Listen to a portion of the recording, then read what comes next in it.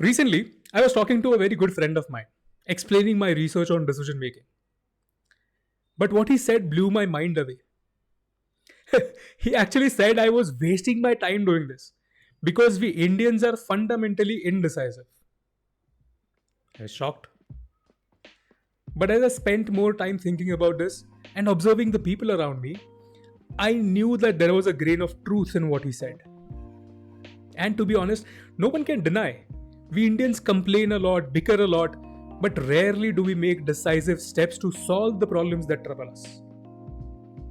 Today, I want to explore the very reasons of our indecisive nature and some really easy steps we can take to change that. If you know someone who's famous for not making decisions, please do share this video. Hopefully, we'll be able to help them out. But there are a few disclaimers before we jump into today's discussion. Number one, everything I'm doing and saying is meant to help you become better decision makers.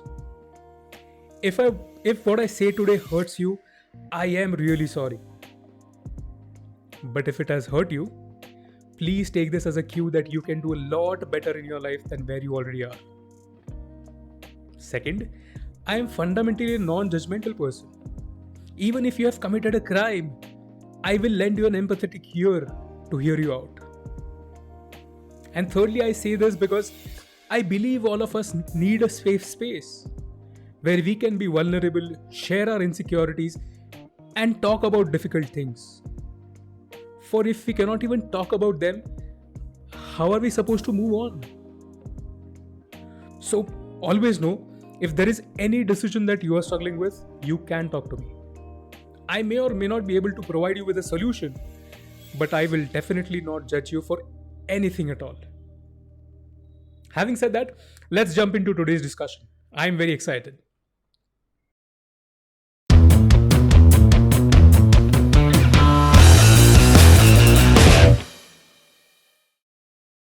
Long ago, I had already realized that not making a decision is also a decision. I know it sounds confusing, but being decisive is not a state of being, but a conscious choice. And hopefully, by the end of this video, I will have you convinced about the same. To do so, I place the following arguments in front of you for why we struggle to make decisions at times. The biggest reason why we struggle to make decisions is lack of clarity. Say we want to invest our money, or get a new job, or find a new house to live in, or start a new business. If you are like me, you're also wanting to get married but just don't know how. Since our childhood, we have been trained on this question of how. How to solve these equations, how to write beautiful essays, how to use this apparatus to test Earth's gravitational force. But we were never taught the why part of it. We were never taught why maths was important, why history was important, why geography was important. And this crucial gap in our learning causes the biggest problem in our current life.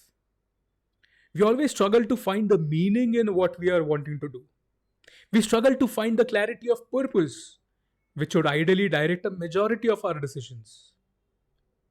Maybe if we had that clarity, we would have figured out 100 different ways of starting that new business, or investing our money, or finding that new job, or buying that new house. And this lack of clarity is further complicated by the sheer availability of too many options in our life. While we celebrate the life changing technology that has been made available to us, sometimes I feel it has opened too many doors for us. We can literally reach and approach anybody under the sky in just a few minutes. We literally have 100 job portals selling thousands of jobs. Our e-commerce portals have millions of products which we can buy from the luxury of our home. We have hundreds of content creators like me trying to entertain you, educate you, and sell you different products and services. Our social media platforms have used all the psychological tools at their disposal to create algorithms that make you scroll infinitely. A friend of mine recently shouted in excitement after 4 straight hours of scrolling, "Yes! Finally, I've got the message from Instagram that you've caught up with all the posts." We live in a world of abundance with a complete lack of clarity. And then comes along this outdated tool of measuring pros and cons of every choice that we make. When the fact of the matter is, most of the choices we have in front of us more or less offer similar benefits. Let's take an example. One product sells you 10 features for 100 rupees. The other sells you 9 features for 90 rupees. A third one sells you 15 features for 150 rupees. You know what we'll do? We'll end up spending 7 days measuring the pros and cons of every product to make an informed decision. Nah, you ain't making an informed decision. You've just been conned into overthinking. How many of you actually think of the consequences more than the choices? Please do check our website for the Civilization Project.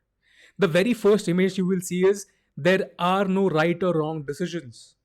Only consequences you want and the choices you need to make.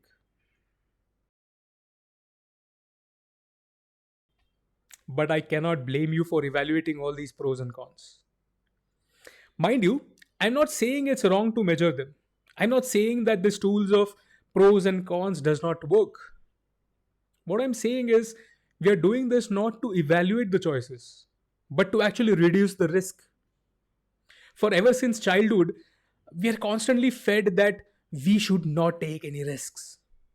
We are constantly bombarded by our family and relatives and teachers and every other elder around us. Don't do this and don't do that because you will fail. And most of the times, we readily agree, which creates this inherent fear of failing inside us. Tell me honestly, is failing really that bad? Is it really so scary and embarrassing? And if the answer to that question is yes, tell me, have you succeeded at everything in life?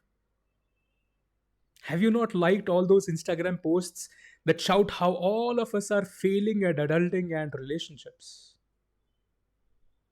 And hence, I always wonder, is not taking any risk the biggest risk of our life?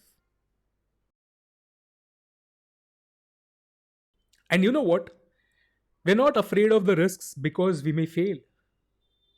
We are really afraid of what people around us will say if we fail. That people around us will point fingers at us and do their "I told you so." That people around us in time of our failures will not shy away from punching us instead of lending a hand of support. That they will shame us, ridicule us, laugh at our failures instead of saying, "It's okay. I'm sure you will win the next time." Tell me honestly, how many of you have decided against doing something just because yaar log kya kahenge yaar?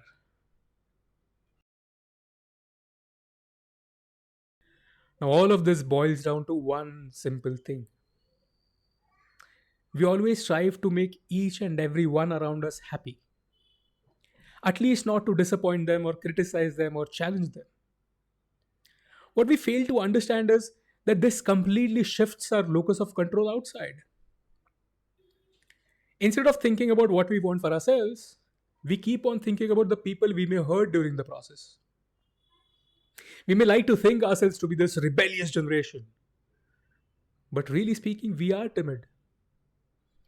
Beneath our gigantic ego, we really are too fragile. And that's why we are the easiest target in this world to get manipulated. For it's not our own needs that drive our decision, but really the happiness of everyone around us that drives it, even at the cost of our own happiness. As I said earlier, I'm sorry if I've hurt you by saying all of this. But really, I've wanted to vent this out for a really long time. Not because I hate all of you, not because I don't like all of you, but quite the opposite, really. If you want to take anything for granted, take this. I will be your biggest cheerleader if you're taking charge of your life. I will be your biggest supporter if you're wanting to change things for good. And I will be the happiest person to help you become a better decision maker. The only question that remains then is how to stop being indecisive, how to be a better decision maker, how to imagine a better future for ourselves, and how to really achieve it. My recommendation to you would be these 3 really simple steps. Number 1, time as a currency. We may be buying a 1,000 rupee product, but what we'll do? First, we will spend 5 days to make our decision to buy it. And then we'll spend another 2 days to find a 100 rupee discount coupon. My friends, you just spent 7 days of your life in buying that 1,000 rupee product, or 900 if you found that discount. Is your time really that cheap? Think about it. From you to Elon Musk, from me to Narendra Modi, all of us get the same 24 hours. What really matters is how much time do we spend in making a decision. Yes, there will be some decisions which you will have to commit to for years. For example, your job. You will never pick up a job planning to leave it in a couple of weeks or months. You would ideally want to keep it for a few years at least. It makes sense then to spend a couple of months while selecting the job to do. But when buying that dress, you will not even wear more than a few days. Does it make sense to spend months selecting it? Start measuring the time you spend making a decision against the time you will spend living in its outcomes. You'll suddenly see yourself becoming more comfortable making quick decisions. Second, no choice we make in our lives is risk-free. I repeat, no choice in our life is risk-free. We are only unaware of the risks we are taking. And it is but natural to be afraid of the unknown. But how do we get over this unknown? Simple. You see, the opposite of risk is chance of success. We are making our choices for some specific consequences, whether it is applying for jobs or investing in mutual funds or swiping right on that Tinder profile. Most of the times, we are making this choice assuming we will be 100% successful. And when things don't go as planned, we are disappointed. A streak of such disappointments stops us from making any choice at all. Instead, try and do this. Whenever making any choice, start associating a less than 100% chance of success to it. For example, when buying that dress, tell yourself there's only a 70% chance that your boyfriend will like it. When applying for the job, tell yourself that there's only a 20% chance that you will get this job. If you don't apply, that's a 0% chance of success, by the way. When deciding what to eat, tell yourself there's only 80% chance you will like it. The best part is, all these numbers are made up. And they don't even have to be really accurate when just starting out. Over a period of time, your brain is smart enough to make it more precise. But the idea is to get yourself comfortable with taking a risk. For every choice which does not have a 100% chance of success is a legit risk you're taking. 80% chance of success, meaning 20% risk. 60% chance of success, meaning 40% risk. You get the drift. And most importantly, listen to your gut. In the world of overwhelming abundance of information, it is easy to drown in the wide variety of choices in front of you. But your gut already knows what it wants. A friend of mine used to say this beautiful line: trust, but verify. Now, in our inverted sense of morality, we trust data, but try to verify it with our gut, which absolutely doesn't work. But try reversing it to see the magic unfold in your life. Trust your gut and then verify it with the information available to you. You will see the tide turning.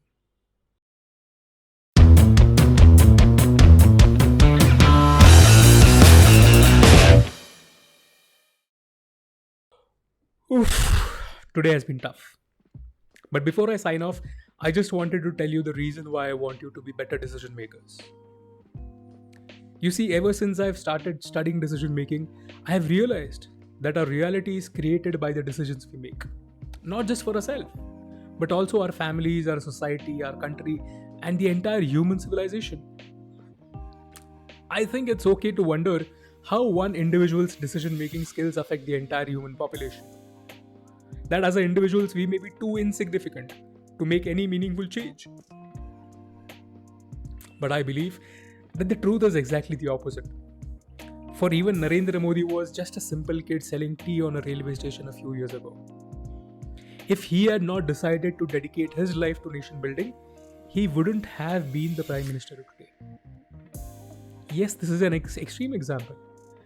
But you have no idea how the butterfly effect may take your seemingly small decision and change the world completely around you. That's why I keep on saying, our choices define our destiny.